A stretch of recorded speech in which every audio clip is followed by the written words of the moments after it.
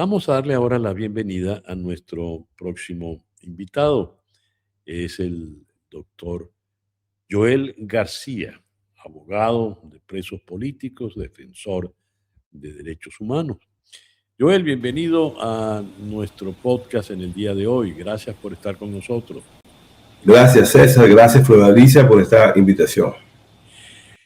Recién conversábamos con Leonardo Vivas desde Boston y él comentaba que los actos recientes, la mesa de diálogo que se ha levantado, las palabras, los propósitos sobre la reforma, la nueva conformación de un Tribunal Supremo de Justicia y las últimas liberaciones son evidencia de que de alguna forma, digamos, Estados Unidos le apretó la tuerca al régimen. En todo caso, ya vamos a entrar en ello, pero quiero comenzar por esto. Escribiste días atrás en la red X: hoy lloré de emoción al escuchar a Emilendris Benítez libre tras 8 años de infierno e injusticia. No durmió, pasó la noche entera viendo a su hijo descansar y redescubriendo el cantar de un gallo al amanecer.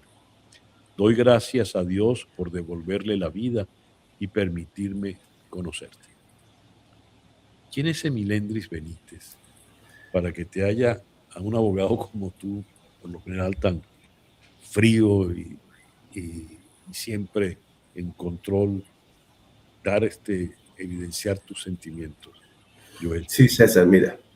Emiliano Benítez la conocí yo en el caso conocido como el magnicidio frustrado, el caso de los drones. Recuerdo claramente cuando aquella audiencia de presentación, ella la trajeron del estado Barinas, si mal no recuerdo, junto a su pareja. Y recuerdo que el único delito que le atribuía era acompañar a su esposo, que iba a hacer un servicio de taxi en ese momento. Recuerdo también que Milendris narró que estaba embarazada y con la tortura que le procuraron, abortó, ¿ok? Desde allí, bueno, comenzó un padecimiento de ella, la conocí muy bien durante todos esos años que duró ese juicio del caso de los Don. Mucha empatía con ella, conocía de sus dolencias, conocía de su inocencia, porque hay un solo policía que la nombra y es el que la detiene. De resto, Emiliano no aparece en el expediente por nada, nadie más la puede nombrar. Entonces, su inocencia era demostrada, clarísima. Sin embargo, el Ministerio Público insistió en acusarlo, los jueces admitieron todo ello, la condenaron a 30 años. Entonces, tuvimos un nexo muy cercano con su hermana, que es la que se encargó de la manutención de ella. Siempre estábamos en plena conversación. Y cuando ayer en la mañana, muy temprano de la mañana, recibí la llamada de ella, agradeciéndome por lo que había hecho por ella, y lo que me contó fue, y todavía me quiebro, porque me dice: no he dormido viéndole la cara a mi hijo dormir, y que escuché un gallo, y eso para mí es fabuloso, qué divino, y eso a mí me quebró el alma, porque sé lo que ha pasado a esta mujer durante estos 8 años de prisión, injustamente, inocentemente. Yo la conocí bien paradita y sale en silla de ruedas. Eso es horroroso, verdaderamente. Sí. ¿Qué le pasó? Que perdió al hijo que tenía en su vientre y sale en silla de ruedas y no por sus propios pies como entró a la cárcel. Mira, ella narró que producto de los golpes, de las torturas que sufrió en los órganos de policía, abortó. Recuerdo claramente que incluso dijo que después que sangraba no fueron capaces de llevarla a un centro de salud para hacer un legrado ni nada de eso, sino que se mantuvo así, como tantos casos. En estos días estuve en la apertura del juicio de Brazalete Blanco y escuchaba al militar Ángelo Heredia narrar que le dieron 2 disparos en una pierna, tiene fractura de tibia y peroné, y desde ese momento hasta ahorita no ha sido llevado nunca a un servicio médico, está perdiendo la pierna Ángelo Heredia. Entonces, estas cosas hay que decirlas, César, estas cosas, y lo peor de todo es que la indolencia del juez cuando narran estas torturas es como que estuvieran contándole un chiste, cualquier cosa, porque no hacen nada, ni jueces ni fiscales. A ver, ¿cómo se puede explicar tanta crueldad, tanto ensañamiento, tanto odio?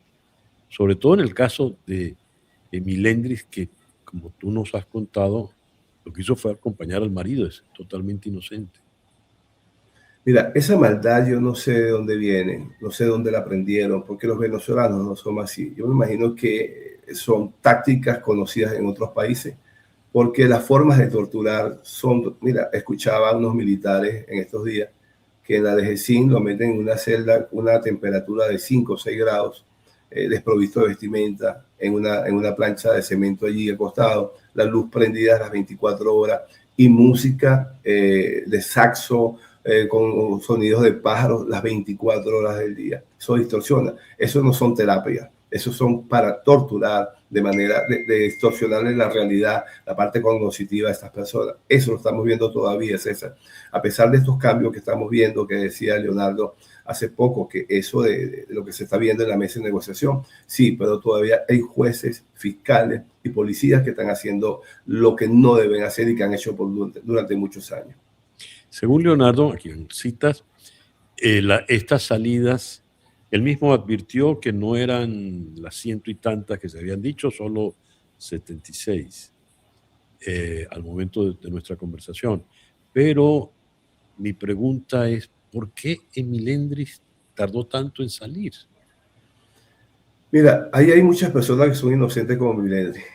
No entiendo a qué obedece ese ensañamiento, por ejemplo, con ella, que no significaba ningún peligro para nadie.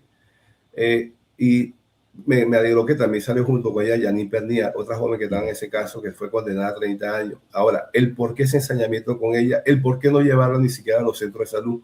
Yo soy testigo de excepción cuando ella lo pedía, se lo pedía encarecidamente a los jueces, y los jueces no, era como que si no estaban diciendo nada.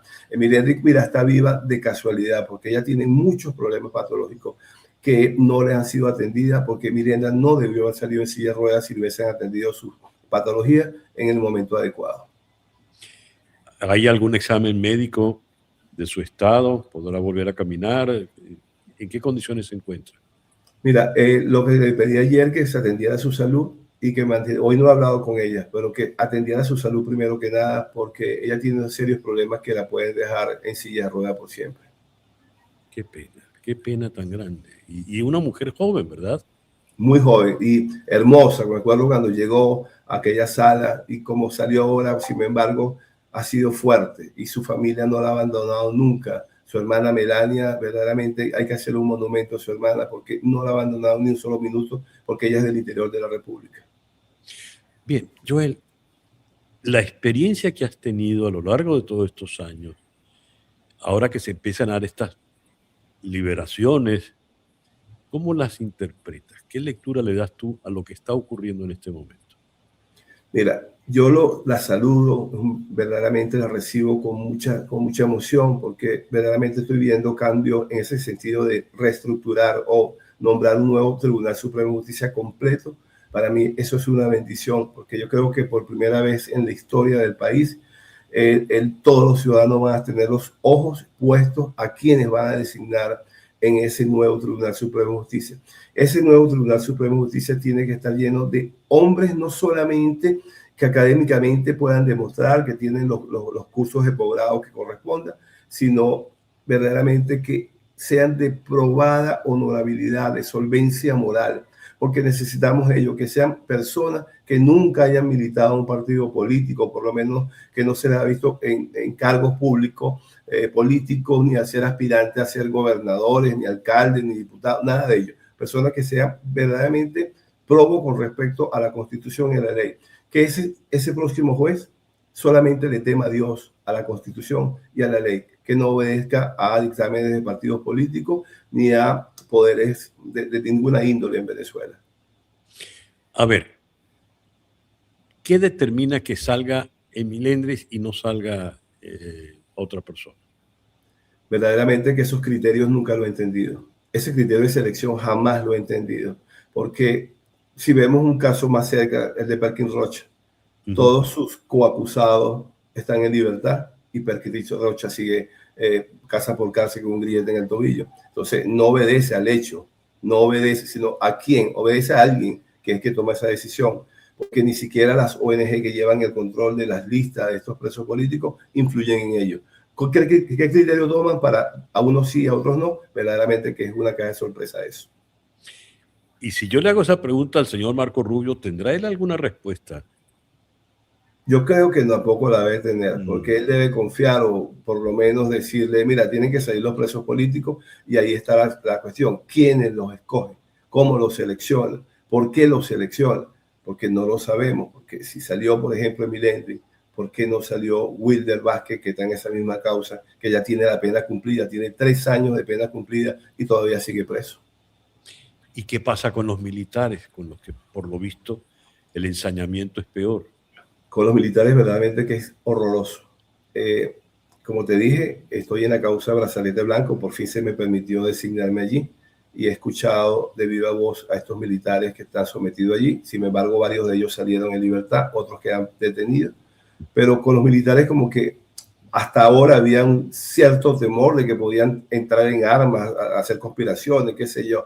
Pero bueno, ya estamos viendo que esta gente, por lo que escuchaba Leonardo, están de salida y yo creo que ya no debe haber temor. Y hay muchos militares inocentes detenidos simple y llanamente por estar en un contacto telefónico de alguien. Como que yo tenga en mi contacto telefónico, mi agenda, César Miguel Rondón, tu responsabilidad es tuya, yo no tengo por qué compartirla. Y hay muchos militares presos por eso. ¿Puedes recordarnos esa operación Brazalete Blanco, por favor? Sí, mira, Brazalete Blanco se conoció muchísimo en Venezuela porque allí aprendieron a Rocío San Miguel. Aquel febrero en el aeropuerto internacional Maiquetía, que fue detenida, que nunca dejaron bueno, como el patrón sistemático que ocurre, ¿no? Desaparición forzada, no dejar nombrar defensa privada. Sí. Ese es el caso de Brazalete Blanco. Bien. ¿A dónde debemos ir ahora? ¿Cuál debe ser el próximo paso? Mira, el próximo paso es nombrar ese Tribunal Supremo de Justicia. Confío que se escojan a las mejores personas allí. Teniendo un Tribunal Supremo de Justicia, eso tiene que permear para todo el sistema de justicia. Tenemos que llamar a los jueces a concurso, salir de muchas personas que están allí, no solamente salir, sino que hay que enjuiciarla, porque son cómplices necesarios de todo lo que hemos padecido. El caso de Emiliano, por ejemplo, quien la juzgó, quien la acusó, son responsables de estas violaciones. Entonces, con ese Tribunal Supremo de Justicia, con una sala constitucional, una sala penal sólida, verdaderamente que se deba a la justicia, tenemos que tener los mejores hombres y mujeres al servicio de la justicia en Venezuela para que esto nunca más se vuelva a repetir. Esto nunca más podemos perder la democracia, la libertad y que la justicia sea utilizada como una herramienta contra la disidencia política. ¿Cuáles serían, a tu entender, los requisitos mínimos para postular a alguien como magistrado del Tribunal Supremo? Bueno, mira, el artículo 263 de la Constitución es clara, ¿no? Que establece allí los requisitos de fondo para ser magistrado. Por ejemplo, yo te lo puedo leer acá. Tener nacionalidad venezolana por nacimiento, ser ciudadano de reconocida honorabilidad, esto es importante, ser jurista de reconocida competencia, gozar de buena reputación, tener los cursos de posgrado y haber ejercido por más de 15 años la profesión, o docencia universitaria también por 15 años. Esos son requisitos, pero la honorabilidad, César, ahí es donde vamos, que ese es el requisito sustantivo, la solvencia moral de esa persona que va a ocupar el cargo. ¿Y cómo medimos la honorabilidad? Mira, tienen que ser sometidos a las impugnaciones públicas. Cuando son preseleccionadas una persona, tiene que decirse públicamente quiénes son, y cualquier persona que conozca algo de ese futuro candidato debe impugnarlo y decirlo con pruebas qué es lo que está pasando. Y en Venezuela yo creo que nosotros sabemos mucho quién es cada quien. A ver, Joel, a lo largo de estos 27 años se ha procedido con total impunidad. Desde que Nicolás Maduro asume el poder y se incrementa la represión y viene realmente el periodo de torturas, los torturadores, los esbirros, los jueces, los fiscales han actuado con absoluta impunidad porque pueden hacer lo que les dé la gana y no les pasa nada. Esa impunidad, ese manto de impunidad, me parece que lo siguen teniendo, ¿o no? Todavía lo tienen, todavía lo tienen. Mira, ¿y cómo hacemos entonces? Por eso, es que tenemos el mismo Tribunal Supremo de Justicia, tenemos la misma estructura. Por eso que el cambio tiene que venir desde la cabeza del Poder Judicial y de ahí permear hacia abajo. Lo tenemos, yo estoy viviendo en carne propia un caso de un juez que le dio una absolutoria, una sentencia absolutoria a 2 personas, y después alguien lo llamó, no le gustó la decisión y los condenó. Hizo un juicio ficticio y los condenó. Sí, eso está pasando. Explica ese caso, por favor. Ese es el caso de, mira, el nombre de los acusados, John Monod y Humberto Durán. Son unas personas, John Monod montó una academia de tiro en Maracaibo y Humberto es su administrador. Los allanaron, los metieron presos, los acusaron de traición a la de conspiración, de tráfico ilícito de armas y asociación para delinquir. Después de casi 2 años, el juez hace el juicio y lo declara no culpable y los absuelve. Pero pareciera que esa decisión no le gustó a alguien y le ordenaron que eso no podía ser. Entonces el juez no tuvo otra solución, pienso yo, 1 mes y medio después que no le había dado la libertad, se inventó un juicio ficticio con otra fecha. El juicio fue el 18 de junio de este año y él hizo que el 30 de julio hubo un juicio y los condenó a 12 años. Entonces la familia me busca para que la asista, no me dejaba nombrar como su defensor. Tuve que acudir a instancia de la presidencia del circuito para que me permitieran nombrarme. Pude nombrarme. Estamos ya en el lapso de apelación por la condena. Le solicité copia del expediente y me ha negado las copias diciendo que yo no le justifiqué para qué quiero las copias. Y además que no me podía dar copia certificada. Ese juez, José Antonio García Morán, todavía lo tenemos allí. Y eso lo está haciendo con conocimiento no solo de la presidencia del circuito judicial penal, lo está haciendo con conocimiento de la sala penal y con conocimiento de alto personero del gobierno. Eso está sucediendo actualmente. Ese alguien a quien no le gustó debe tener muchísimo poder. Debe tenerlo, porque yo no entiendo cómo un juez pone en riesgo su carrera, su responsabilidad penal, cambiar una sentencia de esa manera, atreverse y negarme las copias porque tiene mucho temor de lo que yo voy a hacer, porque yo lo voy a denunciar penalmente. César, este juez hay que llevarlo a la cárcel porque es un delincuente. Ahora, ¿quién le dio la orden para que hiciera eso? No lo sabemos. ¿A alguien no le gustó? ¿Y qué sabemos de este juez? ¿De dónde viene? ¿Tiene esos cursos de posgrado? ¿Ha dado clases en la universidad por 15 años? ¿Quién es él? Mira, este juez entiendo que fue jubilado en una oportunidad, tiene trayectoria jurídica en los estrados de los jueces y fue traído nuevamente para encargarlo de un tribunal de terrorismo. Ese juez es el mismo juez que tiene a Perkin Rocha en esa situación. Sí, entonces es una joya, pues, una joya. ¿Cómo es que se llama? José Antonio García Morán. José Antonio García Morán. Joel, ¿tú tienes méritos para ser magistrado del Tribunal Supremo de Justicia? Bueno, mira, revisándolo objetivamente, la tengo todo. Tengo todos los requisitos, tengo cursos de posgrado, tengo más de 27 años ejerciendo la profesión en el área penal. Soy profesor universitario por 18 años, consecutivo en pregrado y posgrado. Ahora, eso no lo sé si otros pueden ver que yo tenga esos requisitos, pero objetivamente los cumplo todos. Esa. No, la pregunta la hacía era por si eres postulado, ¿te interesa? Mira, siempre he coadyuvado a recuperar la democracia y la libertad en Venezuela. Siempre lo he dicho, si Venezuela se pierde o se perdía, no será por causa mía, porque yo tengo unos hijos a quien verle la cara, tengo unos estudiantes a quien verle la cara. Pudiera yo poner mi nombre al servicio del país y si me escogieran, cuenten con toda la seguridad que lo haría de la mejor forma, porque la experiencia vivida en todos estos años, mira, ¿quién más? Bueno, muchos abogados como yo conocen este sistema, pero yo lo he vivido en carne propia y sé cuáles son las falencias, cuáles son las debilidades, qué es lo que tiene este sistema por transformar. Bueno, cuenta con nosotros. Gracias, César. Gracias. Para lo que sea, para apoyarte y a Floralicia y a mí nos daría una inmensa tranquilidad y estoy seguro que a muchísimos venezolanos nos daría muchísima tranquilidad saber que tú estás allí en el Tribunal Supremo de Justicia. Eso podría ser un buen indicador de cambio, ¿no? Gracias por tu generosidad, pero verdaderamente el hombre que vaya a ocupar esos cargos solamente tiene que temerle a Dios, a la Constitución y a la ley, más nada. Eso es lo único que necesita ese hombre o mujer.